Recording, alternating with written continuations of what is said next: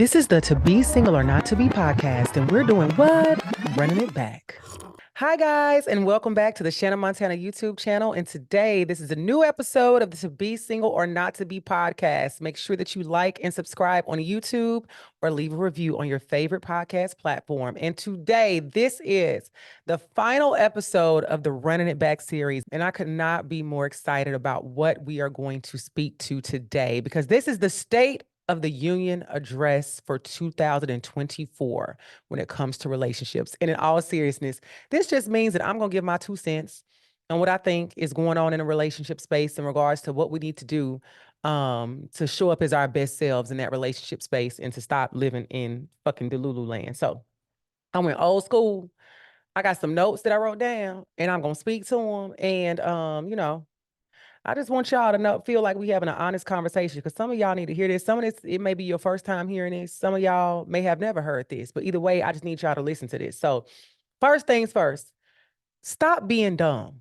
Some of you are very dumb when it comes to how we operate in relationships, and I want us all to do better. I feel like when you reach a certain age and place in life, especially I'm going to speak to like 35 plus, when you reach that point, and you are still winding up in situations and you trying to figure out how you got there, it's number one because of bad partner selection. But at 35 plus, when you are consistently in situations of bad partner selection with the wrong person, you are making a conscious decision and choice to show up in those spaces and keep making those bad decisions that keep making you land in the same place with the bad partner selection situation. So what I'm saying is that you need to get real with yourself and figure out what is it that you need to do in order for you to make better and improve decisions if you desire to ever have a healthy and happy relationship. So that means, like, do I need to tap in with some therapy to figure out why my trauma may be driving me to choose the worst nigga on earth? I may need to tap into my resources to figure out why I keep getting with men who say they love me or say they care about me, but they don't stop cheating on me or they don't stop lying to me. I need to figure out how I keep getting with men that keep stealing money from me, keep asking to borrow money from me. How do I keep getting with men that have no job, have no car, have no transportation, have no basic needs in life met? How do I keep getting with men that are not equally yoked with where I am? If I'm a person that is doing well in my career, I have my basic needs. I'm a person that does well financially. I'm a person that shows up in the world. I give back to my community. I'm a person that does the shit that I'm supposed to be doing at my big old age. But yet and still, I keep winding up with niggas that's polar opposite of where I am. You probably not serious about relationships and you may need to back out because that's a whole nother thing.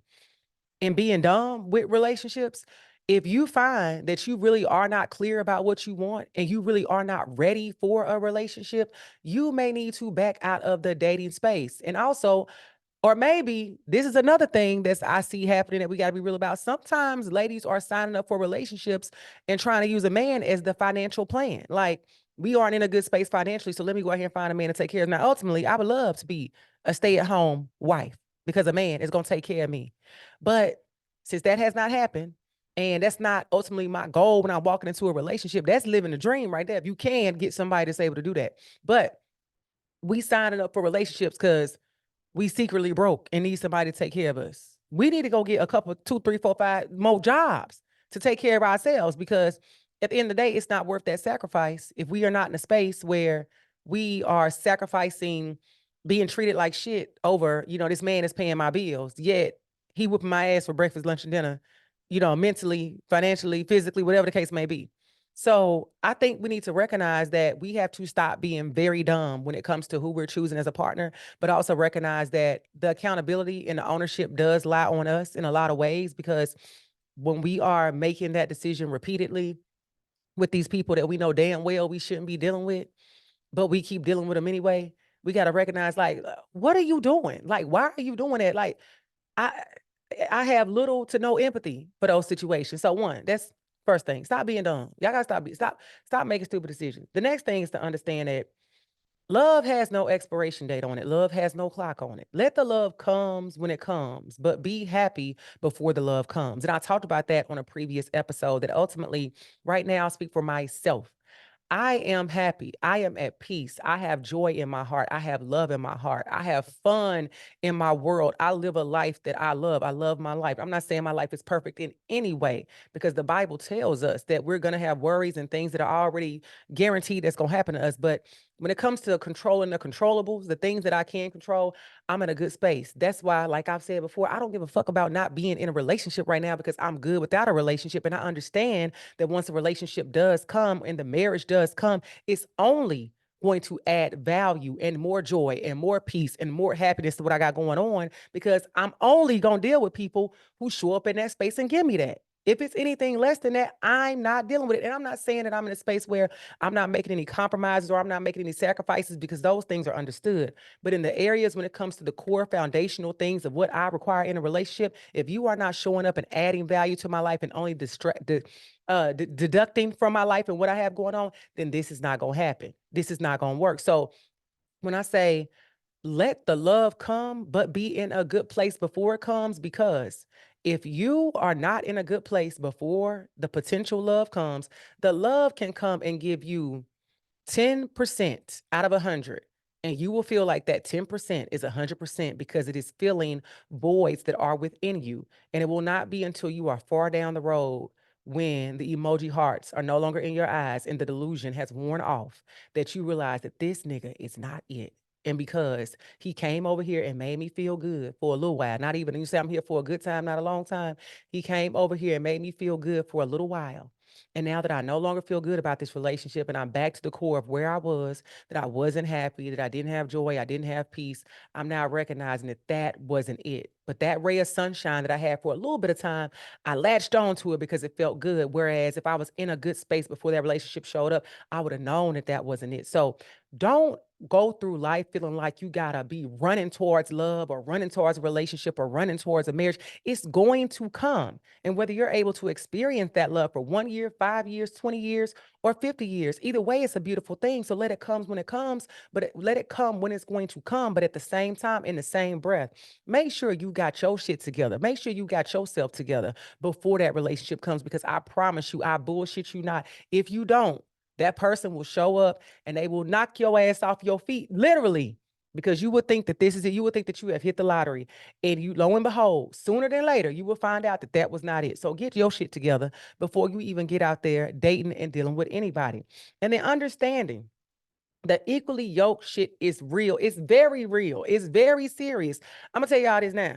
I'm gonna tell you, and when I want you to think about yourself and what you got going on, I always say I really don't want to be anybody's first with anything. Like I don't want to be your first. Like in my place where I am in life, like I can't help you build your credit. I can't help you buy your first car. I shouldn't be the person that got you your first passport stamp. I can't, I can't help you open your first bank account. Like, I don't like to be the first of a lot of things. The only first I would want to be if I have a child, I want to be your first baby mother. That's the only first that I'm looking for. The first bitch you bought a house for. First, in regards to accomplishments and things on that side. But when it comes to building a nigga, build a man, all that, no, you got to show up to the table, because everything that I am asking you for and everything that I'm requiring, I'm going to give you the same thing. So the same love that I'm asking for, I'm going to give it to you. The same way I'm saying, show up in this space and, communicate with me, hold hands with me in a way that we're going to go forward and be great in life. When I think about just across the board, when I think about financially, I always say, it'd be wonderful if I could marry a billionaire, but at least show up with making as much as I'm making. When it comes down to understanding spiritually, be at a place where, I can't be the first person that introduced, that gave you your first Bible. I love the Lord, so I don't mind the fact of introducing the Lord to people, but I want to be with a man who already knows God and can lead me somewhere spiritually. I need to be with a person where I'm not your emotional rehabilitation center. You are in therapy. You are healing. You are on your own journey. You get that. And we can go through that together. I have to be with a person that understands that, when it comes to, say, even friendships or how you operate in relationships, that you have your own set of friends. And I can add on to yours. You can add on to mine. So these are just examples I'm thinking of off the top of my head. But at the end of the day, when it comes down to it, we have to be able to just show up in this life and hold hands and walk forward together. And there are going to be areas where I may be better at some stuff, so I can show you something and teach you something. But at the same time, you are going to be a person that's going to be a leader. You can lead me somewhere. When I think about most of my previous relationships, none of them niggas could have led me nowhere but straight to hell. And that was a problem. So this is the thing I got to understand. If you are not a leader, if I do not trust you, when I really think back on most of my past relationships, them niggas didn't teach me nothing. I need to be with somebody that can teach me something, just like I can teach you something. I feel like it was times where it was a lot of first of things. And I ain't like that. So I'm like, no, now I'm at a place where we got to be on the same page. We got to be walking the same walk. We got to be talking the same talk. We got to be in a very close position. I would love, I'm in a good space in my life. I would love it if I'm with a partner that's you ahead of me. Now you can lead me, show me, pull me up to where you are, teach me a few other things. But if you finding that you dealing with people and you trying to help him build his credit back up just because he fucked it up when he was a teenager, not because like maybe his divorce tore it up, or you out here helping this man get his first apartment because he been living with his mama his whole life. Or you getting this man a car. I told y'all somebody bought a man a car. You getting this man a car because nobody ain't never bought him one. And you co-signed for it, dummy. You like, Jesus, child, I ain't gonna tell y'all dumb shit. I ain't never co-signed for no car. But when I think back on the things that come, the bending I was doing, never again. The next thing is I want everybody, and I don't, no shade, no tea, no shade.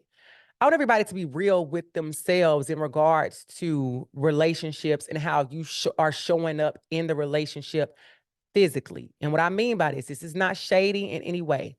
There is somebody out there for everybody. So whether you are thin, whether you are thick, whether you are a bigger woman, it's somebody out there that's going to love you unconditionally. And that's perfectly fine. Love that for you. But if you are in a space where you know that you are not the weight that you want to be, and you aren't doing anything about it, and it makes you self-conscious, how can you not think that other people are going to pick up on that? If you know that you got some shit going on with your skin and you ain't went to go see a dermatologist and it's affecting your self-esteem and how you show up in a dated space, people are going to pick up on that. If you know that you need to go and get fucking braces, whatever it is that you need to do for yourself physically, go and do that if you feel like it is affecting how you are showing up in the relationship space. If you have some stuff that's going on with you that's stopping you from wanting to be outside and meet people, that's stopping you from getting on a dating app and building a profile, that's stopping you from even trusting that if a person like you, that you really believe that they like you for you because you got some stuff innately going on that you need to work on, I want you to go and work on those things. And I say it in that way because I don't want you to work on anything for a man that say you need to do something, or for me just saying it, or because, we have this talk of one of the episodes I talked about with market value.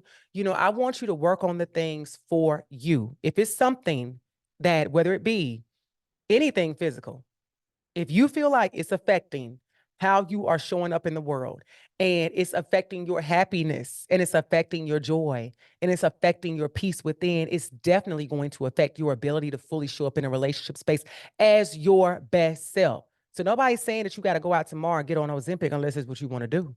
But at the end of the day, if you know that you got some shit that you need to work on, go and work on it. Stop being lazy. Go do the things that you need to do. Use your resources.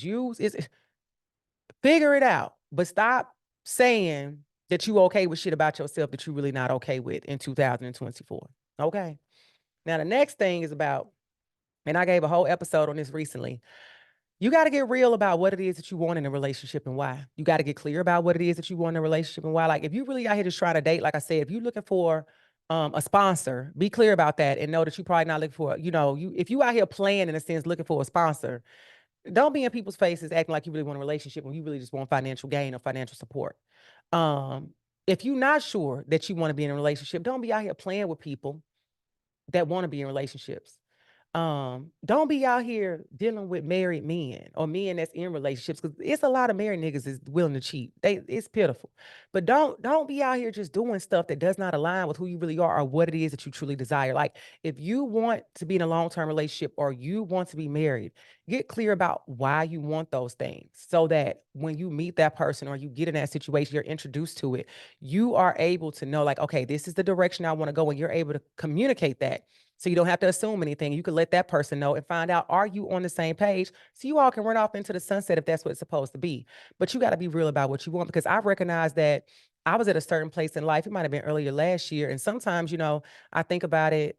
When I think about my life and how busy I am, even though I'm still finding balance every single day, because y'all know your girl was tired, went through some stuff, I'll be on here talking about.